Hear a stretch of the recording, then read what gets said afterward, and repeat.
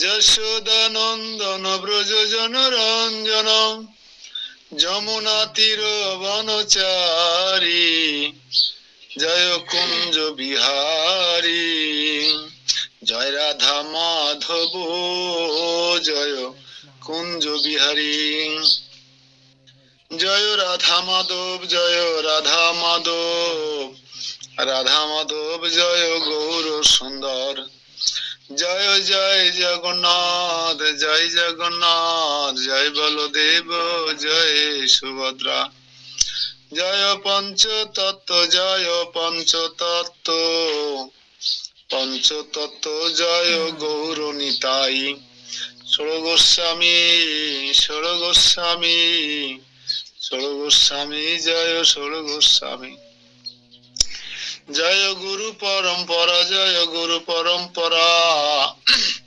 গুরু পরম্পরা জয় গুরু পরম্পরা জয় জয় প্রভুপাদ প্রভুপাদ গুরুদেব গুরুদেব নিতাই গৌর হরি বল হরি বল হরি বল হরি বল। জয় রাধা মাধব গৌর সুন্দর জগন্নাথ বলিদেব সুভদ্রা মহারানী পঞ্চত ভগবান নৃসিংহদেব গোস্বামী বৃন্দ কি জয় গুরু পরম্পরা প্রভুপাদ কি জয় গুরু মহারাজ কি নিতাই গৌর প্রেমানন্দে হরি হরি বল। অজ্ঞানতিমিরান্ধস্য জ্ঞানাঞ্জন শলাকয়া চক্ষুরুন্মিলিতং যেন তস্मै শ্রী গুরবে নমঃ। নমোয়ং বিষ্ণুপদায় কৃষ্ণপৃষ্ঠায় ভূতলে শ্রীমতী জয় পতাকা স্বামিনীতি নামিনে নমো আচার্য পদায় নিতাই কৃপা প্রদায়িনে গৌর কথা দামোদয় নগর গ্রামতারিণে নমো বিষ্ণুপদায় কৃষ্ণপৃষ্ঠায় ভূতলে শ্রীমতে ভক্তি বেদান্ত স্বামিনীতি নামিনে নমস্তে সরস্বতী দেবে গৌরবাণী প্রচারিণে নির্বিশেষ শূন্যবাদী পাশ্চাত্য দেশতারিণে বাঞ্ছা কল্পতরুভস্য কৃপা সিন্ধুভ্যেব চ পতিতানাং পাবনেভ্যো বৈষ্ণবেভ্যো নমো নমঃ। নমো মহাবদান্যয় কৃষ্ণ প্রেম পদায়তে কৃষ্ণায় কৃষ্ণ চৈতন্য নাম্নে গৌরতীশে নমো নমঃ। নিত্যানন্দ নমস্তভ্যাম প্রেমানন্দ প্রদায়িনে কলৌ কলমোচনাশায় জাহ্নবাপতায়ে নমঃ। বৃন্দায় তুলসী দেব্যা ওই প্রিয়া ওই কেশবস্য চ বিষ্ণু ভক্তি পদে দেবী সত্যবত্যই নমো নমঃ। জয় শ্রীকৃষ্ণ চৈতন্য প্রভু নিত্যানন্দ শ্রী অদ্বৈত গদাধর শিবাসাদি শ্রী গৌর ভক্তবৃন্দ হরে কৃষ্ণ কৃষ্ণ কৃষ্ণ হরে হরে হরে রাম রাম রাম হরে হরে নারায়ণং নমস্কৃত্য নরং চৈব নরোত্তমং দেবীং সরস্বতী ব্যাসং ততো জয় মুদিরয়ত নষ্ট প্রায়েষু ভদ্রেষু নিত্যং ভগবত সেবয়া ভগবতী উত্তম শ্লোকে ভক্তির ভাবতী নষ্টৈকি তমাদি দেবম করুণানিধানম তমালবর্ণম সহিতাবতরম অপার সংসার সমুদ্র সেতুম ভজা মহে ভগবত স্বরূপম। ওম নমো ভগবতে বাসুদেবায় ওম নমো ভগবতে বাসুদেবায় ওম নমো ভগবতে বাসুদেবায় হরি ওম তৎসৎ। হরে কৃষ্ণ। সুপ্রিয় ভক্ত সজ্জন, সর্বাগ্রে গুরু মহারাজের আতুল চরণে আমি আমার সশ্রদ্ধ অনন্ত করি প্রণাম নিবেদন করি এবং অহেতুক কৃপা আশীর্বাদ প্রার্থনা করি।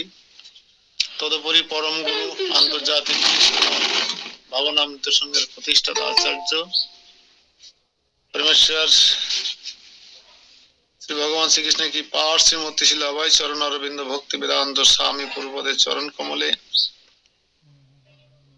অনন্ত অনন্ত করি প্রণাম নিবেদন করি এবং অহেতুকি কৃপাশীর্বাদ প্রার্থনা করি। তদুপরি আজকের এই নিত্যং ভাগবতম সেবায় ক্লাসে উপস্থিত সকল ভক্ত মন্ডলীকে জানাই কৃষ্ণ প্রীতি বৈষ্ণবের শুভেচ্ছা বিনম্র শ্রদ্ধাপূর্ণ প্রণাম। বাঞ্ছা কল্পতরুভ্যশ্চ কৃপা সিন্ধুভ্যেব চ পতিতানাং পাবনেভ্যো বৈষ্ণবেভ্যো নমো নমঃ। তো ক্লাসে প্রবেশ করবার পূর্বে ছোট্ট একটি অ্যানাউন্সমেন্ট, সেটা হচ্ছে আজকে আমাদের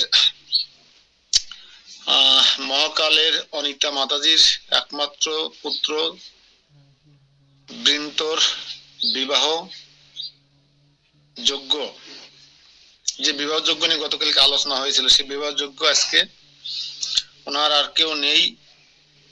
ওনার হাজবেন্ড গত হয়ে গেছেন, ছেলেটার মা, মায়ের পায়েও ডিফেক্ট আপনারা জানেন, অনেকে চেনেন।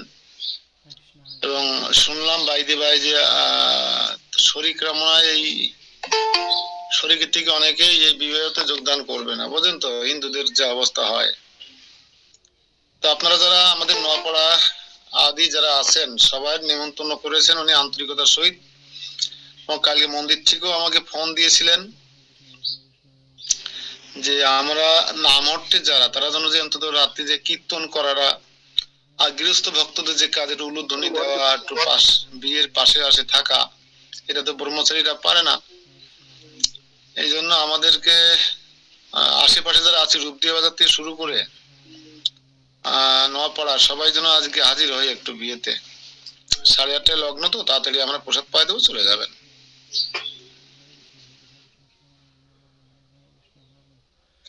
চেষ্টা করবেন, সবাইকে বলছি, সবাই যার যার অবস্থান থেকে চেষ্টা করবেন। আমাদের গুরু বোনের একমাত্র ছেলের বিয়ে, আমরা সবাই এসে যেন সাপোর্ট দিই, সঙ্গ দিই। সেবা তো ভাগ করা আছে, সঙ্গ দিই যেন সবাই, যেন সবাইকে এখন আগে বলে নিলাম বিষয়টা। তো আমরা কালকে দেখেছি নিত্য কর্মের অনুষ্ঠান আমাদের বর্জন করা উচিত নয়। সে নিত্য কর্ম হতে হবে ভগবানের প্রীতি বিধানের জন্য, ইন্দ্র তৃপ্তির জন্য হলে সেটা হবে আমাদের বন্ধনের কারণ, আমাদের সকাম কর্মের কারণ, এবং আমাদেরকে ভগবত ধামে যাওয়ার প্রতিবন্ধকতার কারণ। এই কারণ দেখে ভয় পেয়ে যদি আপনি কর্ম থেকে নিজেকে গুটিয়ে নেন বা কর্ম থেকে বিরত থাকেন, তাহলে কিন্তু আপনি আপনার কাঙ্ক্ষিত লক্ষ্যে পৌঁছাতে পারবেন না। এই জন্য জীবন যুদ্ধে বিজয়ী লাভ তখন হবে যখন আপনি যুদ্ধ করবেন। জীবনে জীবন যুদ্ধ করলেন না, জীবন সংগ্রাম করলেন না, আপনি জয় পরাজয়ের কোনো প্রশ্নই ওঠে না।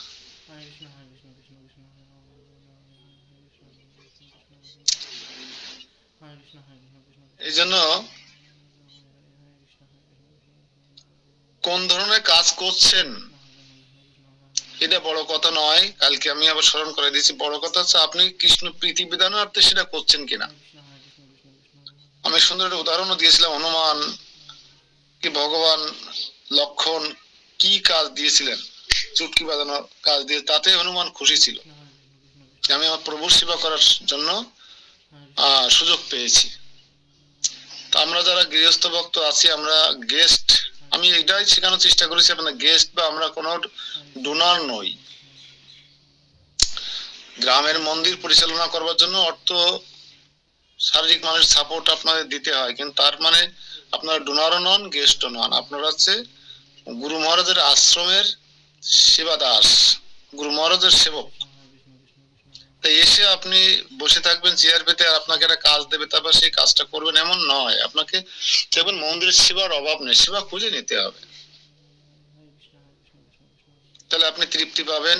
তাহলে কারো দর্শন হবে না, কে কিভাবে হাঁটলো, কে পা বাঁকায় হাঁটলো, কে চোখ বাঁকায় হাঁটলো, এগুলো দেখার কোনো সুযোগ থাকবে না। পরনিন্দা পরচর্চা বা খারাপ কিছু দেখার সুযোগ থাকবে না। আপনি এসে যদি কাজে নেমে যান, সেবায় নেমে যান, সেই সেবা যে ধরনের সেবা হোক না কেন, সেই সেবাকে গুরুদেবের সেবা হিসেবে গ্রহণ করতে হবে, গুরুদেবের বপুর সেবা হিসেবে গ্রহণ করতে হবে, সরি বাণী সেবা হিসেবে গ্রহণ করতে হবে।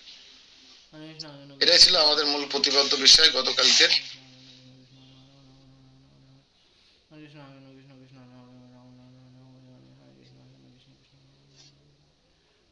তো আজকে কি 10 থেকে শুরু হবে? 10 আমাদের ডাক্তার জয়দেব প্রভু যোগদান করেছেন প্রথম আজকে আমাদের এই ক্লাসে। প্রভু আছেন নাকি? আর নতুন কেউ আছেন?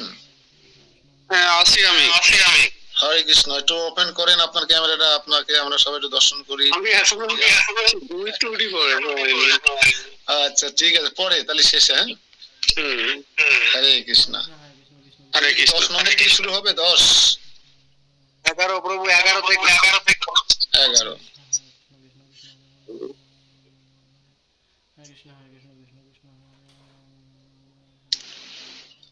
যে মানুষ কৃষ্ণ ভাবনাময় বা সদ্গুণময়, তিনি কাউকে বা কোন শরীরকে পক্ষে ক্লেশদায়ক কোনো কিছুকে ঘৃণা করেন না। তিনি কাউকে বা শরীরের পক্ষে ক্লেশদায়ক এমন কিছুকে ঘৃণা করেন না। মানে কৃষ্ণ ভাবনায় ভাবিত হলে তার অনেকগুলো গুণ, তার মধ্যে এই গুণগুলোও বিদ্যমান থাকে। দেখি 11 নম্বর শ্লোকের মাধ্যমে আমরা ফল ত্যাগীদের কি দেখছি। নহি দেহ বৃতা সকম তাক্তুম কর্ম ফল কর্মাণি অশেষত যতু কর্ম ফল ত্যাগী সত্যাগী ইতি অবিধীয়তে। দেহধারী জীব কর্ম ত্যাগ নাহি করে, কর্মফল ত্যাগ করি ত্যাগী নাম ধরে। অনুবাদ: অবশ্যই দেহধারী জীবের পক্ষে সমস্ত কর্ম পরিত্যাগ করা সম্ভব হয় না, কিন্তু যিনি সমস্ত কর্মফল পরিত্যাগী তিনি বাস্তবিক ত্যাগী বলে অভিহিত হন। আপনাকে কর্ম ত্যাগ করতে হবে না, এখানে সুন্দর ফিলোসফি। আর আমরা কর্ম ত্যাগ করে থাকতে পারবো না, অন্তত দেহ ধারণের জন্য তো আমাদেরকে কর্ম করতে হবে, তাই না? বাজার করতে হবে, রান্না করতে হবে, সবজি আমানি করতে হবে, আর তার জন্য অর্থ আর্নের ব্যাপার আছে। তাই দেহ ধারণের জন্য আমাদের কর্ম করতে হবে। কর্ম ত্যাগ করতে, সম্পূর্ণ কর্ম আমরা কখনো ত্যাগ করতে পারবো না, কোনোদিন না। বৃদ্ধ বয়স দেখবেন গ্রামের বুড়ো দাদুরা একটা নিংড়া নিয়ে একটা বেগুন গাছে খোঁচা দিতে গেলে খোঁচা দিতে যায় আর লাঠিতে ভর দিয়ে, কারণ অভ্যাস। এজন্য এখানে একটা সুন্দর ফিলোসফি দিয়েছেন ভগবান, যে আপনাকে কর্ম ত্যাগ করতে হবে না, কর্মের ফলটা ত্যাগ করুন শুধু, তাহলে আপনি ত্যাগী বলে জগতে অভিহিত হবেন।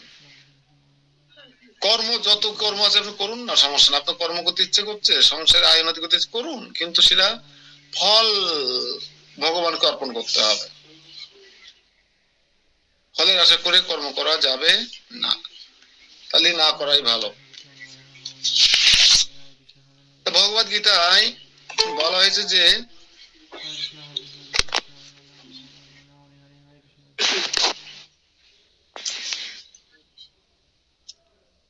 কেউ কখনো কর্ম ত্যাগ করতে পারে না, তাই কর্মফল ভোগের আশা না করে যিনি শ্রীকৃষ্ণের জন্য কর্ম করেন, যিনি সবকিছু শ্রীকৃষ্ণকে অর্পণ করেন, তিনি হচ্ছেন প্রকৃত ত্যাগী। আপনি বনের মধ্যে গিয়ে গাছের ডালে উঠে বসে থাকলেন যে আমি সবকিছু ত্যাগ করে আছি ভগবান, না, তা না। কর্ম করুন, কিন্তু ফলের আশা করবেন না। সব কর্মের ফল কৃষ্ণকে অর্পণ করুন, তাহলে আপনি প্রকৃত ত্যাগী। আন্তর্জাতিক কৃষ্ণ ভাবনামৃত সংঘের বহু সভ্য আছে, বহু ভক্ত যারা অফিসে, কলকারখানা, এত অন্য জায়গায় খুব কঠোর পরিশ্রম করছেন, ইসকনের ভক্ত, এবং তারা যা রোজগার করছেন তার সবই সংঘকে দান করছেন।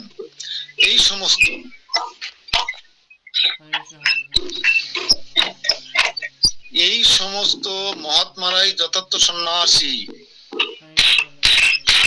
বুঝা গেল? আমরা দেখেছি প্রভুপাদের অনেক শিষ্য ইঞ্জিনিয়ার, ডাক্তার বা শিল্পকর্ম করে। আমি শুনেছিলাম, এখন আছে কিনা জানি না, যে খড়গপুর IIT যে কম্পিউটার সায়েন্স বা যে টেকনোলজি আছে, ওখানে আইআইটি পড়া অনেক শিষ্য কলকাতা মন্দিরে আছে, অনেক ভক্ত ব্রহ্মচারী, এবং তারা সবাই চাকরি করে, সবাই চাকরি করে, কিন্তু চাকরির বেতনটা 100% মন্দিরে হ্যান্ড ওভার করে।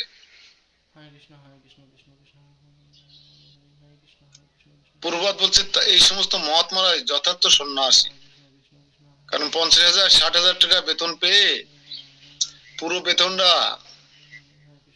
ভগবানের সেবায় উৎসর্গ করা, এটা কিন্তু চারটেখানি কথা নয়।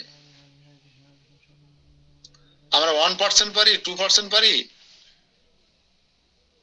1-2% পারি আমরা। যে 60,000 টাকা ইনকাম করে সে হয়তো 200 টাকা মন্দিরে নিত্য সেবা দেয়, তাহলে কি 1% আসে? ওটা আসে না। কিন্তু আমরা দেখেছি যে খড়গপুর থেকে পাশ করা আইআইটি যে সমস্ত ইঞ্জিনিয়াররা, কম্পিউটার সায়েন্স পড়া ভক্তরা চাকরি করে পুরো টাকাটাই কিভাবে মন্দিরকে ডোনেশন করছেন, আর সাধারণ ভক্তদের মধ্যে জীবনযাপন করছেন।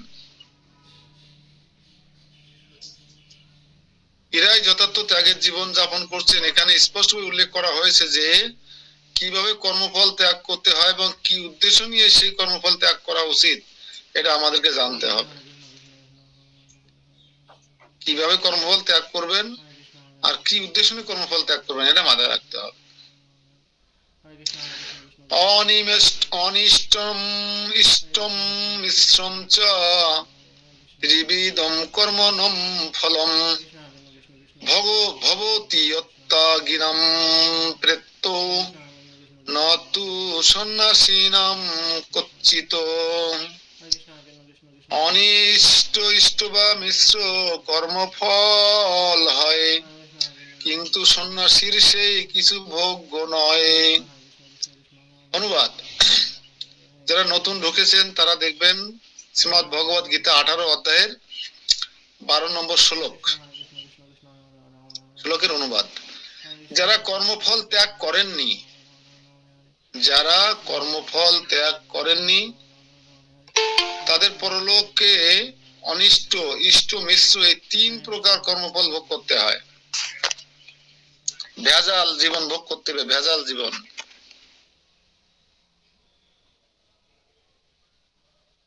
অনিষ্ট ইষ্ট মিশ্র এই 3 প্রকার কর্মফল ভোগ করতে হবে মৃত্যুর পরে, পরলোকে যেয়ে। কিন্তু সন্ন্যাসীদের কখনো ফল ভোগ করতে হয় না। কোন সন্ন্যাসী? বিশাল বড় দণ্ড ধারণ করলাম, বিশাল বড় দেহধারী পোশাক পরলাম, ত্যাগের পোশাক, কিন্তু মনের মধ্যে থাকলো কুবাসনা, কুচিন্তা, বিষয় বাসনা, এরকম সন্ন্যাসী নয়। ওই যে প্যান্ট শার্ট পরে, ইন করে, টাই টুই পরে, ক্লিকারটা হাতে নিয়ে হরে কৃষ্ণ হরে কৃষ্ণ জপ করতে করতে ট্রামে বাসে গিয়ে বা গাড়িতে গিয়ে চাকরি করছেন এবং মাস শেষে পুরো টাকাটা ভগবানের সেবা নিয়োগ করছেন, এই সমস্ত সন্ন্যাসীদের কথা বলা হচ্ছে এখানে।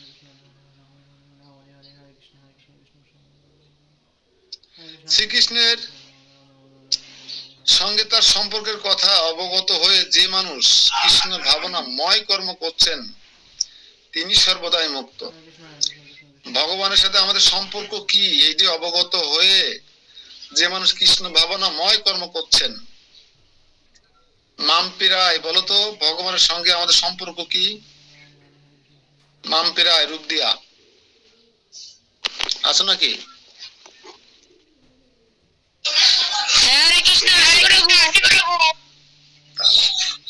বলো যে শ্রীকৃষ্ণের সঙ্গে তার সম্পর্কের কথা অবগত। কৃষ্ণের সাথে আমাদের কি সম্পর্ক?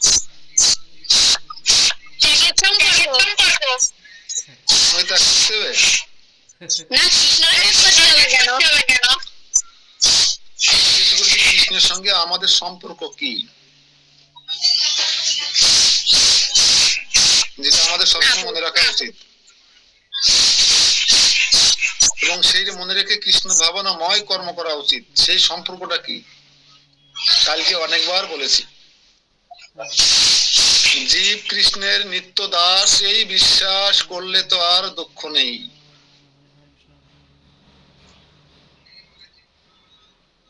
হ্যাঁ, এতে চাংসকলা পুংস কৃষ্ণস্থ ভগবান স্বয়ং।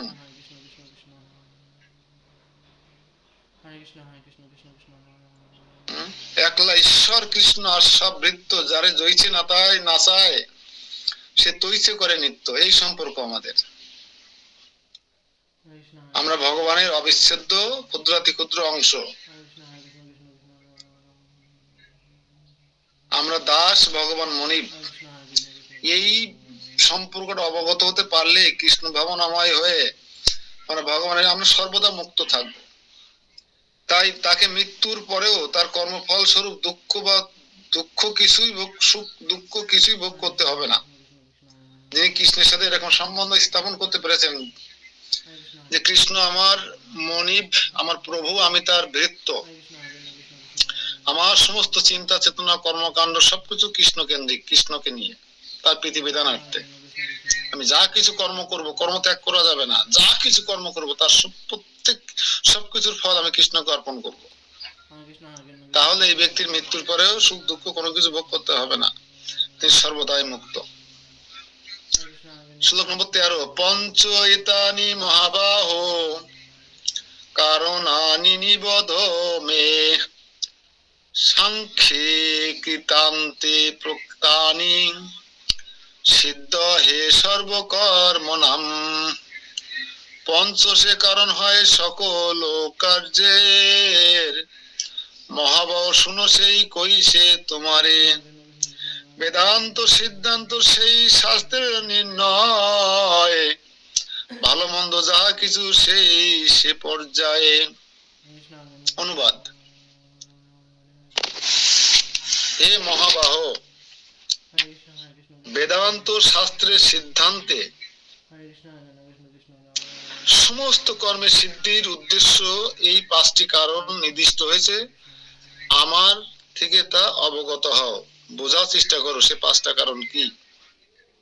বেদান্ত শাস্ত্রের সিদ্ধান্তে সমস্ত কর্মের সিদ্ধি উদ্দেশ্য 5টি। সে 5টি কারণ কি ভগবান পর্যায়ক্রমে সেটা বলবেন।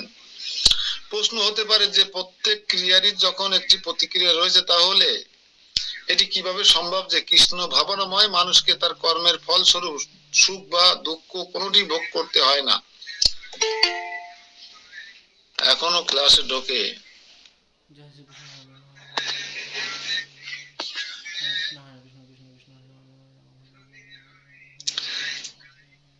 ভগবান বেদান্ত দর্শনের দৃষ্টান্ত দিয়ে এখানে বিশ্লেষণ করেছেন কি করে তা সম্ভব।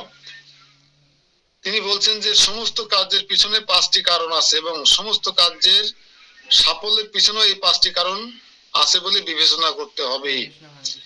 সাংখ্য কথাটির অর্থ হচ্ছে জ্ঞানের বৃন্ত এবং বেদান্তকে সমস্ত আচার্যরা জ্ঞানের চরম বৃন্ত বলে গ্রহণ করেছেন। এই বেদান্ত সূত্র যে শ্রীমদ্ ভগবত গীতা, এমনকি শঙ্করাচার্য পর্যন্ত বেদান্ত সূত্রকে এভাবেই স্বীকার করেছেন। তাই এই সমস্ত শাস্ত্রের গুরুত্ব ও প্রামাণিকতা যথাযথভাবে আলোচনা করা উচিত। সবকিছুর চূড়ান্ত নিয়ন্ত্রণ বা নিষ্পত্তি হচ্ছে পরমাত্মার ইচ্ছা। সেই সম্বন্ধে ভগবত গীতায় বলা হয়েছে সর্বস্ব চা অহম হৃদি সন্নিবিষ্ট। যিনি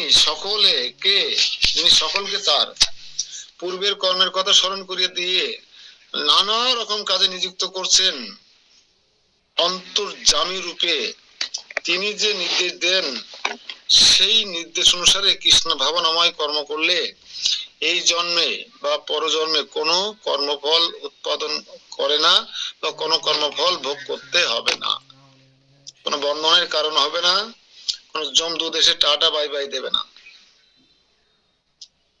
কৃষ্ণ ভাবনাময় কর্ম করতে হবে আমাদেরকে। তার মানে হচ্ছে কৃষ্ণের প্রীতিবিধানার্থে কর্ম করতে হবে, কৃষ্ণের সঙ্গে সম্বন্ধীয় যে কর্ম সেই কর্ম করতে হবে।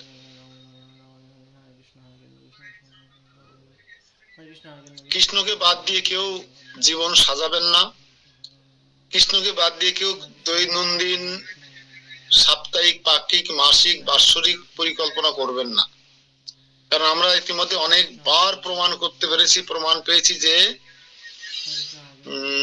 আপনার সংসার করতে সমস্যা নেই, ব্যবসা বাণিজ্য করতে সমস্যা নেই, চাকরি করতে সমস্যা নেই, সবকিছু করবেন কিন্তু কৃষ্ণকে যুক্ত করে করবেন, সবকিছুর মধ্যে কৃষ্ণকে রাখবেন, ব্যাস। আর এখানে বলা আছে শাস্ত্রের এই যে নির্দেশ অনুসারে যদি কেউ জীবন পরিচালনা করে, এই প্রামাণিক শাস্ত্র বেদান্ত সূত্র যদি কেউ মেনে জীবন পরিচালনা করে, হেডফোন না হেডফোন দিয়ে করো, হরে কৃষ্ণ কৃষ্ণ কৃষ্ণ ওই ইসে করে টেবিলে করে, এই প্রামাণিক শাস্ত্র বৈদিক শাস্ত্র মেনে যদি কেউ জীবন পরিচালনা করে এবং সেই অনুসারে যদি সেই নির্দেশ অনুসারে ভগবান যে নির্দেশনা দিচ্ছেন এতক্ষণ আমাদের, সেই নির্দেশনা অনুসারে যদি আমরা আমাদের কর্ম পরিকল্পনা বা কৃষ্ণ ভাবনায় কর্ম করি, তাহলে এই জন্মে পরজন্মে কোনো জন্মে আপনাদের কর্মফল উৎপাদন হবে না। কর্মের যে ফল যদি একবার সৃষ্টি হয়ে যায়, উৎপন্ন হয়ে যায়, কিন্তু সেটাকে আপনাকে ভোগ করতেই হবে। আপনি হাড়ি ফুড়ি রান্না করবেন আর খাবেন না, তা তো হতে পারে না। 90 টাকা চালের কেজি, কি শ্রীবাস প্রভু, ঠিক আছে তো? আচ্ছা, সবাই কি ক্যামেরা অফ করে রাখেন না অফ হয়ে যায়? আমি আর একটু বোঝাই বলবেন। বিপাশা, তাপস, প্রভু বাবা, জয় মাতাজি, আমরা কি ক্যামেরা অফ করে রাখি না ক্যামেরা অফ হয়ে যায়?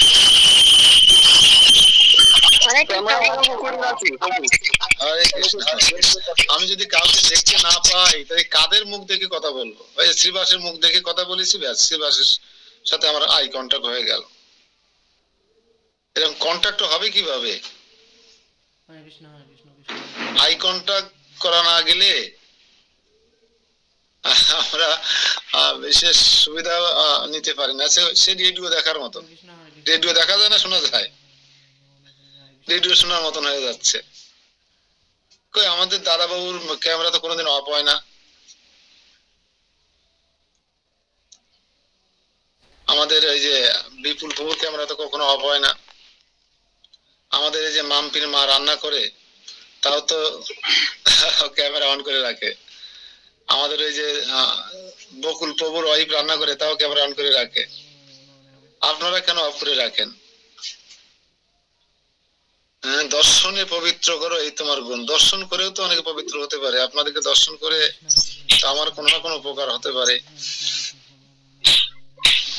শ্লোক নম্বর 14, সবাই অন করুন ক্যামেরা।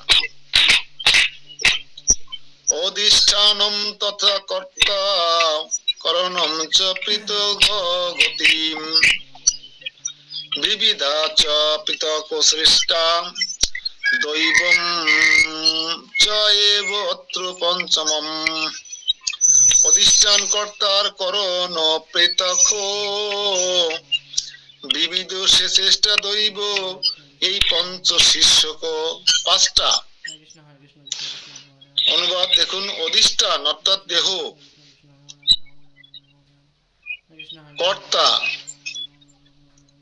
নানা প্রকারের করণ অর্থাৎ ইন্দ্রিয় সমূহ,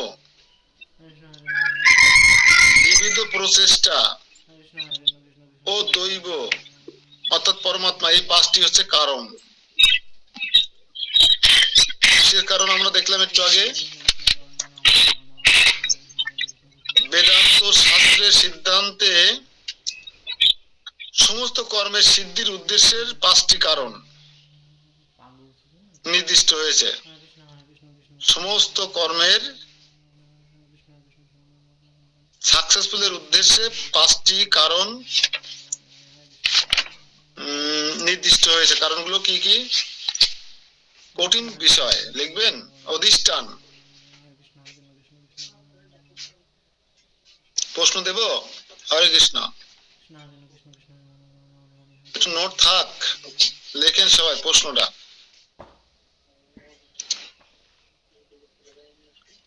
প্রশ্ন হচ্ছে বেদের সিদ্ধান্ত, বেদান্ত শাস্ত্রের সিদ্ধান্তে বেদান্ত শাস্ত্রের সিদ্ধান্তে সমগ্র বা সমস্ত কর্মের সিদ্ধির উদ্দেশ্য কয়টি, কি কি? বেদান্ত শাস্ত্রের সিদ্ধান্তে, আমি আবার বলছি, বেদান্ত শাস্ত্রের সিদ্ধান্তে সমস্ত কর্মের সিদ্ধির উদ্দেশ্য, কয়টি কি কি?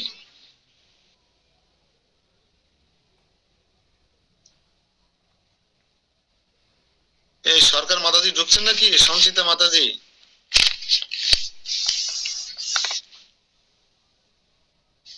কি নাম লিখছেন আপনি?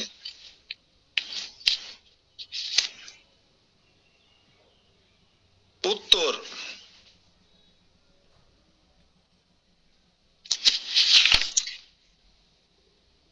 সমস্ত কর্মের সিদ্ধির উদ্দেশ্য পাঁচটি। উত্তর, সমস্ত কর্মের সিদ্ধির উদ্দেশ্য পাঁচটি। এক, অধিষ্ঠান।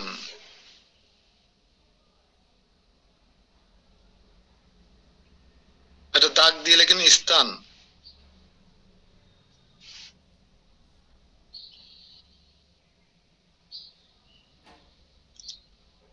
দুই, তথা, কর্তা।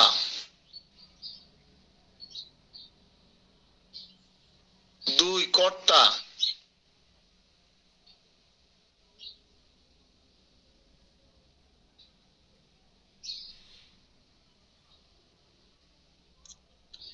তিন, নানা প্রকার করণ। নানা প্রকার করণম বা করণ। করণমটা লিখে নিয়ে লিখলে ভালো হতো। তিন হচ্ছে করণম। করণম, এটা দাগ দিয়ে, নানা প্রকার করণ বা ইন্দ্রিয় সমূহ, মানে কার্যের যে কারণ, ক্রিয়া প্রতিক্রিয়ার যে কারণ, সে হচ্ছে করণ। সমাজ পড়েছিলাম না, করণ কারক, কারক পড়েছি আমরা অনেক ওই সময়। তাহলে 3 নম্বর লিখবেন হচ্ছে করণ, করণম।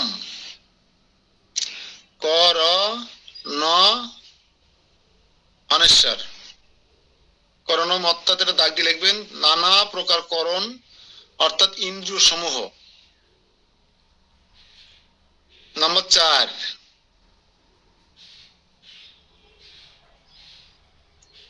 পৃথক ও চেষ্টা।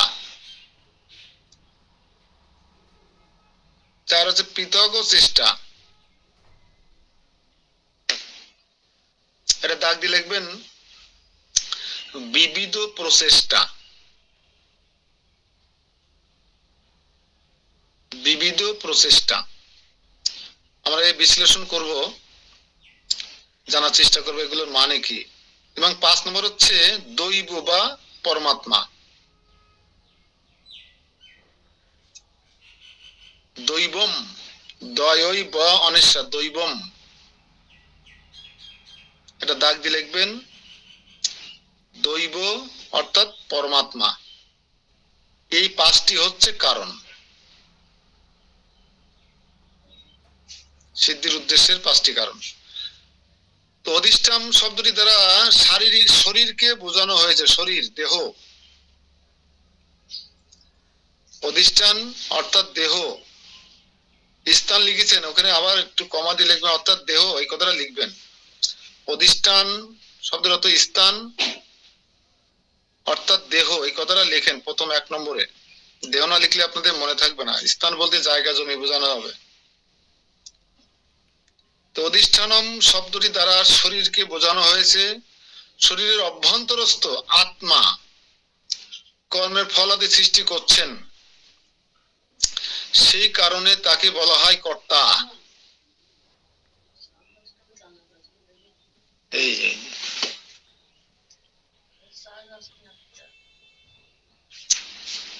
মানে আমাদের নানা যে ক্রিয়া কর্ম বা ইন্দ্রিয় তৃপ্তি যে সমস্ত ফল সৃষ্টি করে দিচ্ছেন আত্মা, তাই তাকে কর্তা বলা হয়। আর আমাদের দেহের আত্মাই তো কর্তা। আত্মাই যে জ্ঞাতা ও কর্তা, সেই কথা শ্রুতি শাস্ত্রে উল্লেখ করা হয়েছে। এস হি দ্রষ্টা স্রষ্টা।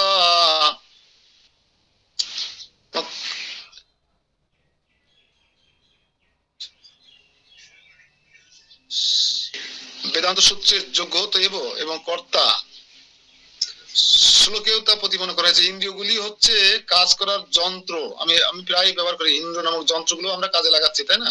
এই যে যন্ত্র, চোখ দিয়ে দেখছি, নাক দিয়ে ঘ্রাণ নিচ্ছি, কান দিয়ে শুনছি, মুখ দিয়ে কথা বলছি, হাত দিয়ে কর্ম করছি, মুখ দিয়ে খাচ্ছি, জিহ্বা দিয়ে, এই ইন্দ্রিয় যন্ত্র, এগুলো ইন্দ্রিয় সুভোগ করার যন্ত্র, এগুলো করণ, যাকে দিয়ে কর্ম করাই। ইন্দ্রগুলি হচ্ছে কাজ করার যন্ত্র, এবং ইন্দ্রগুলির সহায়তায় আত্মা নানা রকম ভাবে কাজ করে। হ্যাঁ, এই যে আমার মাথা চুলকাতে হবে এখন, এই নির্দেশনা ভিতর থেকে কেউ না কেউ দেয় কিন্তু আমাকে। হ্যাঁ, এই মস্তিষ্ক যে হেড অফিসে আগে বার্তা পৌঁছায় যে আমার পায়ে মশা লেগেছে, ঠিক আছে, বার্তা পৌঁছে হেড অফিস, সঙ্গে সঙ্গে হাতকে আর চোখকে নির্দেশ করে এর প্রতিকার করবার জন্য, আর 1 সেকেন্ডের মধ্যেই হাত চলে যায় মশার ঘাড়ে পড়ে, যায় কিনা। তা ঠিক আমাদের এই দেহ নামক ঘড়িটা যেভাবে চলছে, স্পর্শ অনুভূতি যে বিষয়গুলো, যেমন আগে হেডে যায়, ব্রেনে যায়, ব্রেন আবার নির্দেশ করে বিভিন্ন অঙ্গ প্রত্যঙ্গকে প্রতিকার করার জন্য, ঠিক আত্মা ভিতর থেকে আমাদেরকে নির্দেশনা দেয় কি এখন কি শ্রবণ করবেন, কি কীর্তন করবেন, কি বলবেন, হ্যাঁ কি করবেন, ফুল তুলবেন না মালা গাঁথবেন, নাকি হরে কৃষ্ণ কীর্তন, এই কৃষ্ণের মহিমা শুনবেন। আত্মা নির্দেশ দেয়, আত্মা আমাদের ইন্দ্রিয় সম্মুখে কাজ করায়। তখন বলে কি, ঠিক আছে তুমি সবজি তৈরি করো আর কানে কৃষ্ণ কথা শ্রবণ করো, তুমি রান্না করো আর তুমি কৃষ্ণ কথা শ্রবণ করো। এই নির্দেশনা কিন্তু ভিতর থেকে একজন কর্তা আছে, সেই দিচ্ছেন। তাহলে কানকে কাজে লাগাচ্ছে, চোখকে কাজে লাগাচ্ছে, হাতকে কাজে লাগাচ্ছে, আত্মা তিনজনকে একসঙ্গে কাজে লাগাচ্ছে, 3টে ইন্দ্রকে। একজনকে কাজ করতে বলছে, সবজি তৈরি করতে, আমানি করতে বলছে, একজনের চোখ দিয়ে সবজি দেখে দেখে করতে বলছে, আর বলছে কান তুমি শোনো। তাহলে 3টা ইন্দ্রযন্ত্রকে আত্মা এখানে কাজে লাগাচ্ছে। বিষয়টা হচ্ছে এরকমই। এই জন্য আমরা অনেকে বলি যে প্রভু টাইম নাই, ভুল। আপনি স্নান করেন তা কি হয়েছে, আপনি নতুন ভক্ত, উঠতে পারেন না কি হয়েছে, আপনি বসে বসে শুয়ে শুয়ে শ্রবণ করুন, আপনার শ্রবণ ইন্দ্রিয়টা অন্তত কাজে লাগান, ভালো কাজে লাগান। একটু পরেই তো ক্যাচক্যাচানি ফ্যাচপ্যাচানি গ্রাম্য কথা শুনতে হবে, রাজনীতি কথা শুনতে হবে, এর নিন্দা ওর নিন্দা শুনতে হবে, না চাইলেও শুনতে হবে। অফিসে যান না, বড় বাবু বলবে ছোট বাবু খারাপ, ছোট বাবু বলবে মেজে বাবু খারাপ, মেজে বলবে অ্যাকাউন্টেন্ট খারাপ, এই দেখেন আপনার শুনেই যেতে হবে। মন্দিরে যান, বলবেন অমুক প্রভু ভালো না, তমুক প্রভু এমন করে কথা বলছে, অমুক প্রভু এমন ভাবে চলছে, মানে আপনার এসবগুলো সারাদিন শুনতে হবে। তার মধ্যে আপনি যদি সকালে এই কর্ণ ইন্দ্রকে, এই যন্ত্রটাকে যদি আপনি কৃষ্ণ কথামৃত, ভাগবত কথা, প্রামাণ্য শাস্ত্র শোনার প্রতি, এই বেদান্ত সূত্র শোনান, তাহলে তো ভালো। এমনি তো মিশে মায়ার বসে যাচ্ছ বেশে, খাচ্ছ হাবু ডুবু ভাই, রাধা কৃষ্ণ বলো বলো বলো রে সবাই, রাধা কৃষ্ণ বলো সঙ্গে চলো, এই মাত্র ভিক্ষা চাই। এইভাবে প্রত্যেক ভক্তের সদ্গুরু সেবা কি, রাধা কৃষ্ণ বলো সঙ্গে চলো, এই মাত্র ভিক্ষা চাই। ক্যামেরা নাড়ালে আমাদের চোখের ক্ষতি হয়। আমাদের পিটিকা মাথা যেহেতু ক্যামেরা নাড়াচ্ছে কেন,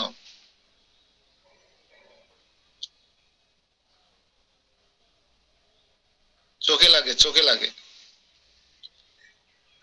তো আমাদের প্রত্যেক, ওই যা একটু আগে পড়ে এসেছি না, যে গুরুদেবের সদ্গুরু সেবা। হ্যাঁ, সদ্গুরু সেবা যদি করতে চান, ভিক্ষা করতে নামেন না। গ্রামে গ্রামে, নগরে নগরে, যেখানে এখনো কৃষ্ণ ভাবনামৃত পান করবার জন্য বা গ্রহণ করবার জন্য যারা অপেক্ষা করে আছে, তাদের কাছে যে কৃষ্ণ নাম ভিক্ষা করেন না, রাধা কৃষ্ণ বলো সঙ্গে চলো, এই মাত্র ভিক্ষা চাই, রাধা কৃষ্ণ বলো বলো বলো রে সবাই। করেন না এভাবে?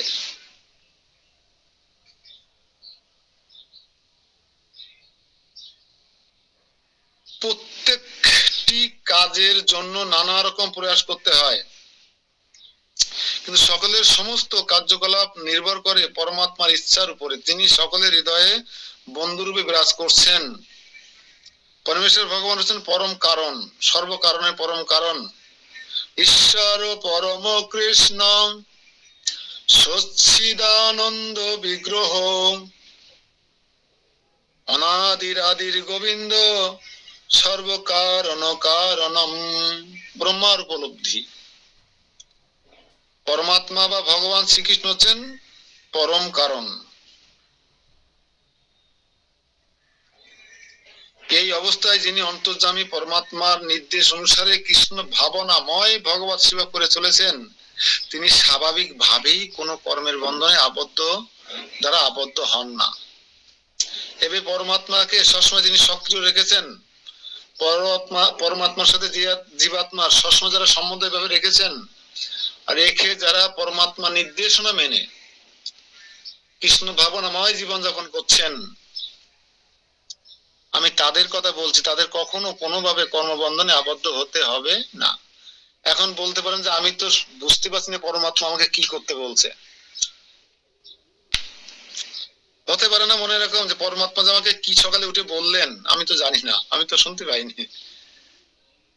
এটা মনে হয় নাকি আপনাদের দাদা বাবু যে পরমাত্মা কি বলবে, কখন কি বললো, কখন কি রান্না করতে বলে, কখন কি রুটি বানাতে বলে, কখন ধোকা রান্না করতে বলে, পরমাত্মা না বললে করবো কেন, এই করে যেন বসে থাকেন না। পরমাত্মা নির্দেশনা দিচ্ছে, আপনাকে উপলব্ধি করতে হবে। যেমন আমি উদাহরণ দিয়ে থাকি, দেখতো কারেন্ট আইছে কিনা, কারেন্ট কি দেখা যায় না, সুইচ টিপে দেখতে হয়। সুইচ টিপে যদি দেখি ফ্যান চলছে তাহলে আমরা বুঝি কারেন্ট আইছে, নাকি কারেন্ট এসছে বা কারেন্ট চলে গেছে। তা কারেন্ট কি চোখ দিয়ে দেখা যায়? উপলব্ধি। যেমন বলি না, দেখতো জলটা গরম হয়েছে কিনা হাত দিয়ে। আচ্ছা, জলটা গরম হয়েছে কিনা, তাহলে ওই গরম যত চোখের মধ্যে দিয়ে দেখতে হয় নাকি, জল গরম হয়েছে, আমরা চোখের মধ্যে জল গরম হয়েছে কিনা দেখে তারপর বলি জল গরম হয়ে গেছে, নাকি স্পর্শ ইন্দ্র দিয়ে অনুভব করে বলি। যেমন বলে দেখতো আমি যে পারফিউমটা নিয়ে আসছি কেমন হয়েছে, দেখতো, তা পারফিউমের গন্ধ কি দেখা যায়? ওহ মা, এটা খুব ভালো হয়েছে, খুব ভালো লাগছে, একদম বেলি ফুলের গন্ধ। কি করে দেখলো? চোখ দিয়ে কি গন্ধ দেখা যায়? ঘ্রাণ ইন্দ্রকে ব্যবহার করেছে, ঘ্রাণ ইন্দ্রকে ব্যবহার করে বলছে আহ খুব ফাইন সেন্ট। দেখুন চোখ দিয়ে দেখলো না, অন্য ইন্দ্র দিয়ে দেখে বলছে হ্যাঁ আমি দেখেছি ফাইন। আরে তোর বন্ধুরা আসবে বাড়িতে, কি না কি রান্না করেছি দেখতো, চেখে দেখতো। ও কি করবে? ধোকা তুলে এখন চোখের মধ্যে ভরে দেবে, দিয়ে দেখবে ঠিক আছে কিনা। ডাল চোখের মধ্যে, গরম ডাল চোখের মধ্যে ঢেলে দিয়ে দেখবে যে ডালে একটু লবণ হয়েছে কিনা, না, সে চেখে চেখে দেখবে ও ঠিক আছে মা, সব ঠিক আছে, ও এই শুক্তো একটু লবণ কম হয়েছে, একটু লবণ দিয়ে ঘোটায় দাও, বলে না। তা জিহ্বা দিয়ে দেখলো, তাহলে জিহ্বা দিয়ে দেখা যায়, কান দিয়ে দেখা যায়, চোখ দিয়ে দেখা যায়, নাক দিয়ে দেখা যায়, যায় কিনা। তাহলে পরমাত্মা যে আপনাকে নির্দেশনা দিচ্ছেন, কোনো না কোনো ভাবে আপনাকে বুঝে নিতে হবে। এমন নয় যে মাইকিং করবে আপনার সামনে এসে। আর সেই নির্দেশনা যদি বুঝতে হয় আপনাকে পরমাত্মা নির্দেশনা, তাহলে পরমাত্মার সাথে আপনার সম্বন্ধ স্থাপন করতে হবে। যেমন দেখুন স্বামী স্ত্রী বা প্রেমিক প্রেমিকা চোখের দিকে তাকালে বুঝতে পারে সে কি চায় আমার কাছে। আরে চোখের দিকে তাকালে গুরুদেব, চোখের দিকে তাকালে শিষ্য বুঝতে পারে গুরুদেব আমার কাছে কি চায়। স্ত্রী চোখের দিকে তাকালে স্বামী বুঝতে পারে সে কি চায় আমার কাছে। স্বামী চোখের দিকে তাকালে স্ত্রী বুঝতে পারে সে কি চায়। আর পরমাত্মার সঙ্গে যদি স্বামী স্ত্রী সম্বন্ধ স্থাপন করেন, একজন মনিব, একজন বাড়ির কর্তা বা বস কি চায়, তার অধীনস্থ কর্মচারী ভৃত্য বুঝতে পারে। আমরা যদি পরমাত্মার সাথে, আমি জীবাত্মা, আমার সম্বন্ধ যদি সুন্দর হয়, বোঝাপড়া যদি ভালো হয়, একে অপরের সঙ্গে সম্বন্ধ যদি সুন্দর হয়, তাহলে পরমাত্মা আমার কাছে কি নির্দেশনা দিচ্ছেন আমি তার দিকে তাকালে বা তাকে চোখ বন্ধ করে অনুভব করলেই বুঝতে পারবো। এখন আমরা অনেকটা বুঝতে পারি না ভগবান কি চায় আমার কাছে, বুঝতে পারি কিনা। নিত্য কর্ম যেন আমি বন্দনা করি এবং সেই নিত্য কর্ম যেন হয় কৃষ্ণের প্রীতি বিধানের জন্য, এটাই চাই কিনা আমাদের কাছে। সমস্ত কর্মের ফল যেন আমরা তাকে অর্পণ করি, ব্যাস। এটাই তো পরমাত্মা নির্দেশনা। আমরা বুঝে যাচ্ছি না, কিসের মাধ্যমে বুঝছি? এই পরমাত্মা, এইটাই পরমাত্মা, এই যে গীতাটাই পরমাত্মা। গীতার মাধ্যমে বুঝতে পারছি। এটা প্রামাণিক শাস্ত্র না, কৃষ্ণের মুখনিসৃত বাণী না, নির্দেশ না। তো যেখানে ভগবানের নির্দেশ, তিনি যে নির্দেশ দেন সেই নির্দেশ অনুসারে কৃষ্ণ ভাবনা কর্ম করলে এই জন্মে বা পরম জন্মে কোনো কর্মফল উৎপাদন হয় না। তাই কৃষ্ণ সরাসরি ফোন করে বলবে, এখন ভিডিও কল দেবে নাকি বলে গেছেন আপনার কি করতে হবে, বলে গেছেন। কৃষ্ণ ফোন নাম্বার কখন আপনাকে দেবে না। আপনার কৃষ্ণ কেন, আপনি বাংলাদেশের ইউনুসের ফোন নাম্বার পাবেন চাইলে, কোথার কোন ইউনুস, তার ফোন নাম্বার যদি না পান, যোগাযোগ করতে না পারেন সরাসরি, এনসিপির সাথে যোগাযোগ করার পরে তাকে যোগাযোগ করতে হবে। তাহলে আপনি অনন্ত কোটি ইউনিসের যিনি বস, অনন্ত কোটি ইউনিসের বস যিনি, অনন্ত কোটি রাজার রাজা যিনি, যিনি চক্রবর্তী রাজার রাজা, তার মোবাইল নাম্বার আপনি কি করে পাবেন, তার সঙ্গে সরাসরি যোগাযোগ কি করে পাবেন, তার সেটা অনুভব করতে হয়। এই যে আমরা বাংলাদেশের সুনাগরিক না, কোন করা উচিত কোন করা উচিত নয়, আমাদেরকে সরাসরি ফোন করে বলছে ইউনুস, বলে মোদি কত বড় দেশ চালায়, মোদি কি ওই কর্ণাটকে কেরালায় গিয়ে বলে তুমি এটা করো না ওইটা করো না, কিন্তু তারপরে তারা মোদির আইন মানে কিনা, এই আইনটা তারা কি করে বুঝলো, তারা তো দেখেনি শোনেনি, মোদি ফোনও করেনি। তারা বুঝতে পেরে গেছে, কেউ না কেউ রিলে করেছে যে এই আইনটা ভারত সরকার বা বাংলাদেশ সরকার চালু করেছে, এই আইন আমাকে মেনে চলতে হবে। তাহলে এইটা না নির্দেশনা। পরমাত্মা আর আত্মা ঠিক সম্পর্ক এরকম। যদি প্রধানমন্ত্রীর সাথে বা দেশের প্রধান প্রশাসকের সাথে আপনার সুনিবিড় সম্পর্ক থাকে, তার প্রতি আপনার আনুগত্য থাকে, তাহলে আপনি কখন কোন নির্দেশনা দিচ্ছেন আপনি যেমন পেয়ে যাবেন। ঠিক পরমাত্মার সাথে জীবাত্মার যদি আমার যদি সেই সম্পর্ক স্থাপিত হয়, তাহলে আমিও বুঝতে পেরে যাব ভগবান পরমেশ্বর, ভগবান পরম পরম পরমাত্মা, তিনি আমার জন্য কি বার্তা পাঠাচ্ছেন বুঝতে পেরে যাব। এই শাস্ত্রের নির্দেশনার মাধ্যমে বুঝতে পেরে যাব। কিন্তু সকলের সমস্ত কার্যকলাপ নির্ভর করে পরমাত্মা ইচ্ছার উপরে, যিনি সকলের হৃদয়ে বন্ধুরূপে বিরাজ করছেন।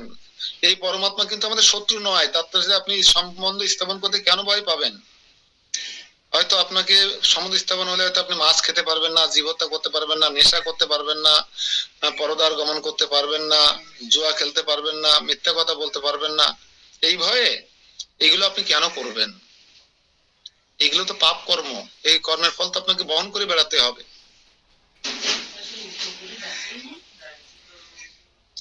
এই জন্য পরমাত্মা যদি আপনার বন্ধুরূপে হৃদয়ে বিরাজ করে আপনাকে নির্দেশনা দেয়, তাহলে মনে করবেন যে আপনার একজন গার্জিয়ান আছে, আপনি অরক্ষিত নন, আপনি যা খুশি তাই করতে পারেন না, আপনি ব্যালেন্স করে জীবন পরিচালনা করবার শিক্ষা উনি তোমাকে দিয়ে দেবে। পরমাত্মার যে কর্তা আপনার, তার কাছে যদি আপনি স্যালেন্ডার করতে পারেন, তাহলে সে আপনাকে দেখবে। হ্যাঁ, তাই বলা হচ্ছে এখানে পরমেশ্বর ভগবান হচ্ছে সর্ব কারণের পরম কারণ। সে পরম কারণের সাথে যেন আমার সম্বন্ধ থাকে, এটা আমাদের মূল কথা। এত গীতা পড়া, এত শাস্ত্র পড়া, এত সাধু সঙ্গ করার মূল উদ্দেশ্য হচ্ছে পরম কারণের কারণ, সমস্ত কারণের কারণ যিনি, সেই কারণের সঙ্গে যেন আমার সম্বন্ধ থাকে, কাজ থাকে, কাজ কারণের সাথে কার্য থাকে, কার্য কারণ। এই অবস্থায় যিনি অন্তর্যামী পরমাত্মা নির্দেশ অনুসারে কৃষ্ণ ভাবনময় অর্থাৎ ভগবত সেবা করে চলছেন, তিনি স্বাভাবিক ভাবেই কোনো কর্মের বন্ধনে আবদ্ধ হন না। যারা সম্পূর্ণভাবে কৃষ্ণ ভাবনাময়, তাদের কোনো কর্মের জন্যই তারা নিজেরা শেষ পর্যন্ত দায়ী হন না। যেমন দেখুন, বাংলাদেশের পুলিশের আইজিপি নির্দেশ না দিলে গুলি চালিয়েছে, কিন্তু সেই আইজিপি কারো না কারো নির্দেশনা ফলো করেছেন, তাই তিনি আজকে মুক্তি লাভ করে গেছেন। এজন্য আমরা যদি কৃষ্ণের দাস হই, দাসী হই, তাহলে কৃষ্ণের পৃথিবীধানাতে যত কর্ম করব, সেই সমস্ত কর্মের জন্য আমাদের কাউকে ভগবান কর্মফলের জন্য দায়ী করবে না, বা আমাদের কাউকে কৈফিয়ত দিতে হবে না। বোঝা গেল? কিন্তু সেই কাজটা দেবে কৃষ্ণ কেন্দ্রে, কৃষ্ণের পৃথিবীধানের জন্য। কিন্তু আপনি নিজের ইন্দ্র তৃপ্তির জন্য যদি যা কিছু করবেন, প্রত্যেকটা কাজের জন্য আপনাকে কৈফিয়ত দিতে হবে, আপনাকে দায়ী হতে হবে, কর্মফল বহন করতে হবে। সবকিছু নির্ভর করে পরমাত্মা বা পরম পুরুষোত্তম ভগবানের ইচ্ছার উপরে।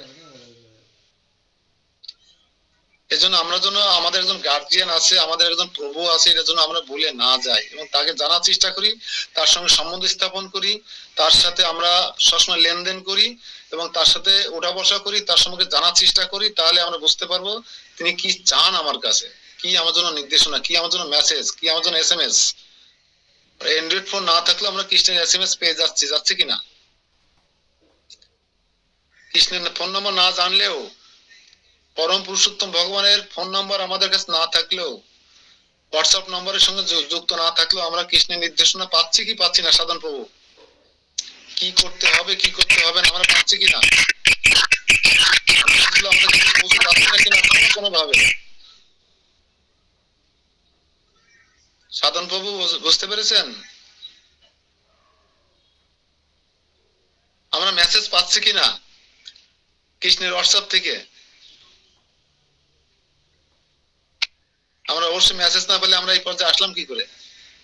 মেসেজ পাচ্ছি কিন্তু পাওয়ার মতো অনুভূতি কোথায়? আস্তে আস্তে হবে। অনুভূতি গুলো তো বোধা হয়ে গেছে। ইন্দ্র তৃপ্তি করতে গিয়ে সংসার বা মায়ের বন্ধনে আবদ্ধ হলে ঈশ্বর, একটা কথা আছে না, কৃষ্ণ সূর্য সম, মায়া হয় অন্ধকার, যাহা কৃষ্ণ তাহা নহে মায়ার অধিকার। আমরা যেহেতু কৃষ্ণ সূর্যের মতো জেনেও আমরা কৃষ্ণকে গ্রহণ না করে মায়াকে গ্রহণ করেছি, তাই না? মায়ার সংসার করছি না কৃষ্ণের সংসার করছি? আমরা তো মায়ায় আবদ্ধ। এই জন্য আমাদের অনুভূতি গুলো, আমাদের ইন্দ্রগুলো সব ভিন্ন পথে প্রবাহিত হচ্ছে। কৃষ্ণকে জানা চিনা বোঝার উপলব্ধি করার মতন অনুভূতি কাজ করছে না, মায়ার সামনে বাধা দিচ্ছে। মায়া অগ্রভাগে আমাদেরকে ভুল পথে পরিচালিত করছে। এই জন্য মায়া হচ্ছে অন্ধকার। আমরা অন্ধকারের থেকে কিভাবে সূর্যকে দেখবো? রাতের বেলায় যদি সূর্যকে দেখতে চাই, সূর্যের সঙ্গে সখ্যতা করতে চাই, এটা কি সম্ভব? না। আরে সূর্য নেই বলেই তো রাত হয়ে গেছে নাকি? সূর্যকে তো আমি মূল্যায়ন করিনি, চিনতে পারিনি। সূর্য এখন আমার দৃষ্টির অগোচরে চলে গেছে বলে তো রাত হয়ে গেছে। রাতে কৃষ্ণ আমি সূর্য খুঁজবো কিভাবে? আমি মায়া দ্বারা আক্রান্ত হয়ে গেছি বলেই তো কৃষ্ণ আমার কাছ থেকে দূরে সরে গেছে। আমি কৃষ্ণের অনুভূতি গুলো, কৃষ্ণের মেসেজ গুলো আমি উপলব্ধি করবো কিভাবে? অবশ্যই আশ্বস্ত করতে পারি আপনাদেরকে, হ্যাঁ আমরা কৃষ্ণের মেসেজ গুলো, কৃষ্ণ কি বলতেছে বুঝতে পারবো। মায়া সম্পর্কে সতর্ক থাকুন, সাবধান থাকুন। মায়ার সংসার থাকবো কিন্তু মায়া যেন আমাকে আক্রমণ করতে না পারে, মায়ার সঙ্গে যেন আমার সম্পর্ক এরকম না হয়ে যায়। এরকম সম্পর্ক হবে কার সাথে? কৃষ্ণের সঙ্গে। কচুর পাতার পরে জল যেমন, তেমনটি হতে হবে আমাদের। তাহলে কৃষ্ণ আমাদেরকে দেখবেন এবং তার মেসেজ গুলো আমরা অনুভূতিতে আনতে পারবো, বুঝতে পারবো এবং হৃদয়ঙ্গম করতে পারবো। আমার প্রচেষ্টা থাকতে হবে। এখানে একটা শ্লোকে বলেছে প্রচেষ্টার কথা বলে গেছে, কিন্তু আমার প্রয়াস থাকতে হবে, আমার ইচ্ছা শক্তি থাকতে হবে। আমি মায়ার সংসারে আবদ্ধ হয়ে আমি মায়ার সংসার করব না। আমি সংসার করব, আমার ক্রিয়া কর্তব্য কর্ম পালন করব, স্ত্রীর প্রতি, পুত্র কন্যার প্রতি, সমাজের প্রতি, পিতা মাতার প্রতি, দেবতাদের প্রতি, গুরুদেবের প্রতি, ভূমি মাতার প্রতি আমরা কর্তব্য পালন করব, ঋণ শোধ করব। কিন্তু আমি কৃষ্ণের দাস। একজন ডিসি বাংলাদেশ সরকারের কর্মকর্তা না, সে আপনাদের কাজ করে কিনা? একটা ডিসি অফিস সারা জেলার সমস্ত কর্ম করে কিনা? সামাজিক, রাজনৈতিক, অর্থনৈতিক, দুর্যোগ ব্যবস্থাপনা, শিক্ষা, চিকিৎসা, সব কাজ করে কিনা? অবশ্যই অবশ্যই। কিন্তু তার টার্গেট, কান থাকে কোন দিকে, মোবাইল কোন দিকে ধরে রাখে, যে সরকার থেকে, সচিবালয় থেকে কি মেসেজ আসতেছে আমার জন্য, সচিবালয় থেকে তার খেয়াল থাকে। কিন্তু কাজ করে আপনাদের। ঠিক আমাদেরকে এরকম হতে হবে। সচিবালয় আবার কার দিকে চেয়ে থাকে? মন্ত্রণালয়ের মন্ত্রীর দিকে চেয়ে থাকে। আর মন্ত্রণালয়ের মন্ত্রী আবার কার দিকে চেয়ে থাকে? প্রধানমন্ত্রীর দিকে চেয়ে থাকে। প্রধানমন্ত্রীর আবার কাজ কি? জনগণের কল্যাণ সাধন করা, জনগণের দিকে চেয়ে থাকে। দেখছেন চেন অফ কমান্ড কত সুন্দর। ঠিক আমরা যেমন ভগবানের, আমাদের গুরুদেব যেমন ভগবানের দিকে চেয়ে থাকে, দেবতারা যেমন ভগবানের দিকে চেয়ে থাকে, কি নির্দেশনা আছে, ঠিক ভগবানও আপনার আমার দিকে চেয়ে থাকে যে আমার এই অধম সন্তানেরা কখন আমাকে বুঝতে পারবে। জীব কৃষ্ণের নিত্য দাস, এই বিশ্বাস সে কখন করবে, সেই অপেক্ষায় ভগবান আমাদের দিকে দৃষ্টিপাত করে থাকে। হরে কৃষ্ণ। 15 নম্বর শ্লোকটা পড়ে আমরা আজকের মতো শেষ করব। শরীর বাক মনোভি যৎকর্ম প্রারভতে নরহ ন্যায্যম বা বিপরীতম বা পঞ্চ এতে তস্য হেতবহ। শরীর পচন মন কর্ম তত দ্বারা ন্যায্য বা অন্যায্য যত কর্ম সারা সবার কারণ হয় সেই পঞ্চবিদ, সকল কার্যের হয় সেই সে হেতব। অনুবাদ: শরীর, বাক্য ও মনের দ্বারা যে কর্ম আরম্ভ করে তা ন্যায্যই হোক অথবা অন্যায্যই হোক, এই পাঁচটি তার কারণ। কায় মন বাক্য দিয়ে যে কর্ম আরম্ভ করে, সে ভালো কাজ হোক আর খারাপ কাজ হোক, এই পাঁচটা তার মূল কারণ। কিসের জন্য? দেহ, কর্তা মানে জীবাত্মা, ইন্দ্র সমূহ, বিবিধ প্রচেষ্টা, এরা চাই ওরা চাই, এটা করবো সেটা করবো, ধামে যাব, অমুক জায়গায় যাব, দৈব পরমাত্মা এবং সবের অভিভাবক হচ্ছে পরমাত্মা। এই পাঁচটা। এই শ্লোকে উল্লেখিত ন্যায্য এবং তার বিপরীতে অন্যায্য শব্দ দুটি অত্যন্ত তাৎপর্যপূর্ণ। এই ন্যায্য আর অন্যায্য সম্পর্কে আমাদের একটু সচেতন থাকতে হবে। কোনটা শাস্ত্রের অনুকূল, ভক্তির অনুকূল, কৃষ্ণ ভাবনার অনুকূল, আর কোনটা প্রতিকূল, এইটা হচ্ছে ন্যায্য আর অন্যায্য। ঠিক আছে? তো এই শ্লোকে ন্যায্য বা তার বিপরীত অন্যায্য শব্দটির অত্যন্ত তাৎপর্য। ন্যায্য কর্ম শাস্ত্রের নির্দেশে অনুসারে অনুষ্ঠিত হয়ে থাকে। কৃষ্ণ যেটা পজিটিভ বলছে করার জন্য, সেটা হচ্ছে ন্যায্য শাস্ত্রের নির্দেশনা অনুসারে। কৃষ্ণ আমাদের মেসেজ পাঠিয়েছেন না, নানা রকম মেসেজ, 18 অধ্যায় পর্যন্ত চলে আসছে, সব কৃষ্ণের মেসেজ। আপনারা তো মেসেজ সরাসরি পড়তেছেন, বারবার পড়তেছেন, ডিলিট হয় নাই মেসেজ। কেন ভয় পাচ্ছেন? শুধু উপলব্ধি করার অনুভূতিটাকে একটু সক্রিয় করতে হবে। কিসের দ্বারা?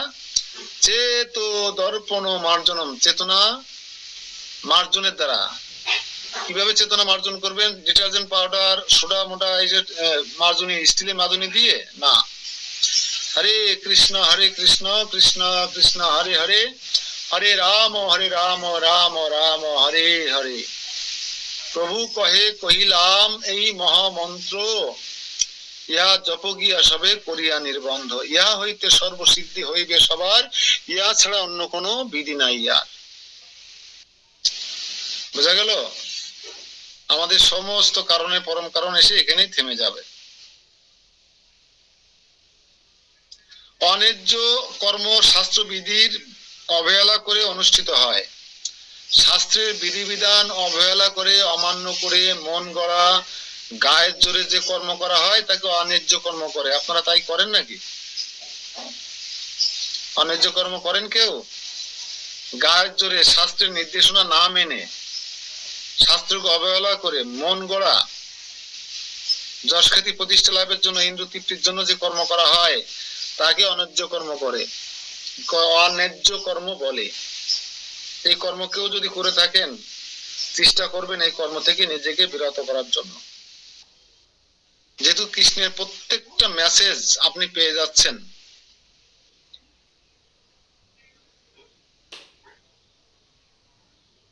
সেই মেসেজগুলো আপনি অনুভূতিতে এনে হৃদয়ঙ্গম করে সেই মোতাবেক কর্ম করেন, তাহলে আপনার কার্য হবে ন্যায্য কর্ম।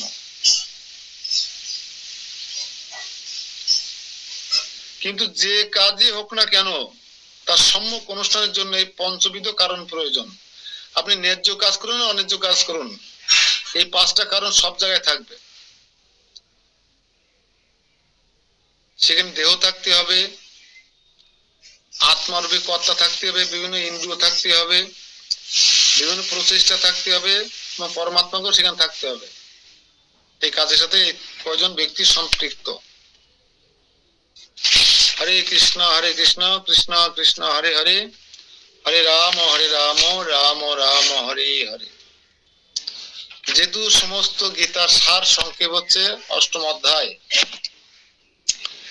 যে কারণে আপনাদের অনুভূতি বা বুঝতে একটু কষ্ট হতে পারে। যারা প্রথম প্রথম জয়েন করছেন, প্রথম থেকে যারা আসেননি, ফাউন্ডেশন থেকে যারা আস্তে আস্তে ধীরে ধীরে উপরে ওঠে, তাদের কিন্তু নিচের দিকে তাকালে এত ভয় করে না।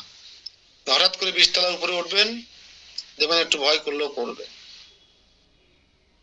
আমাদের আমি দেখেছি বাংলাদেশ ব্যাংকের 30 তলা পরে উঠে যখন নিচের দিকে তাকিয়েছি, আমি বাংলাদেশ ব্যাংক মতিঝিল 30 তলা, ওইটা নিচের দিকে তাকিয়ে দেখি আর চোখ মুখ চক্কর দিচ্ছে, আর মানুষগুলোকে পাকে ছোট ছোট দেখা যাচ্ছে, পিঁপড়ার মতো দেখা যাচ্ছে, নিচে হাঁটাহাঁটি করছে যারা, গাড়িগুলোকে ডায়ে পিঁপড়ির মতো দেখা যাচ্ছে। আর 30 তলা পর থেকে যখন কমলাপুর রেল স্টেশনে তাকিয়েছি, মানে যেন ছোট্ট একটা পাখির বাসা দেখা যাচ্ছে। কেন? আমি অভ্যস্ত নই তাই। এজন্য ধীরে ধীরে ভগবানের পরমাত্মার সঙ্গে জীবাত্মার সম্মুখে স্থাপন করতে হবে, তাকে জানার চেষ্টা করতে হবে, তার নির্দেশনা, তাকে কর্তা মনে করে, প্রভু মনে করে, মনিব মনে করে তার নির্দেশনা ফলো করার চেষ্টা করবেন। দেখবেন আপনি জীবনে শান্তি স্বস্তি পেতে শুরু করে দিয়েছেন, বুঝতে পারবেন। এই যে মিম্পা মাতাজি ওই যে রূপদিয়া থেকে ক্লাস করছে, সারাফল রূপদিয়া যশোর, ওর পরিবারের সবাই আমার আত্মীয় স্বজন। হ্যাঁ, সব আসরিক ভাবাপন্ন। ও লড়াই করে, যুদ্ধ করে, মানে ও ভক্তি জীবন পালন করছে। হ্যাঁ, কষ্ট করে করি বড় সে আমি জানি। মানে পছন্দ করে না এসবগুলো, কিন্তু আমার বড়বু কিছু বলে না, তো এই জন্য আমি পারি একটু। অর্থাৎ কর্তা পারলেই তো কর্ম বাধা সৃষ্টি হবে না। তো তোমার